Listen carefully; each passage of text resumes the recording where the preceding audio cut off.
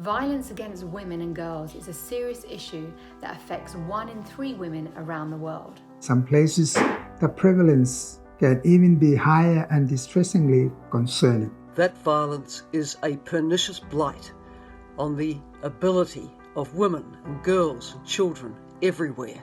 It also takes a huge toll on children, families, and communities. Amongst the consequences of measures implemented during the COVID-19 pandemic have been alarming rises in domestic and sexual violence. Women forced to isolate with an abusive partner. Sometimes we hear these names in the news, often when there's a tragic ending. Homes are no longer the safest place. COVID-19 is exacerbating a human travesty of women's rights. This cannot continue. It has to stop. For far too long, society has not done nearly enough. For too long, our society has not done enough to resist it. For far too long, we've been so quiet about violence against women. For too long, people have looked the other way. For too long, people have shamed the victim or said it's their fault. For too long, people have said, you must have done something to deserve it. For too long, people have said, it's a private matter. For too long, there is a shame attached to the experiences that stop women and girls from speaking up and getting help.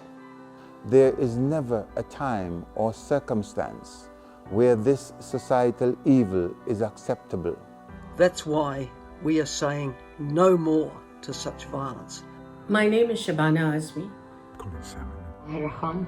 Randa Wairimu. Aishat Mohammed Didi. Amber Shah. Amina Garib Hakim. Joyson. Justin Dumar. Ryan Johnson. Jerry Horner. Sir Rodney Williams. Miss Silawi. Nina Wadia.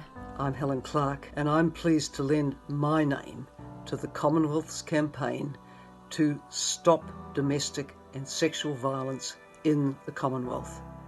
Today, as an initial step, we're unveiling a portal full of resources for anybody to see, as well as the first directory of gender-based violence services throughout the Commonwealth. It is part of our wider Commonwealth Says No More campaign, where you can access legal aid, seek help, hopefully eventually escape these horrible situations. Let us rise together, women and men, shifting attitudes and behaviour, and collectively saying no more.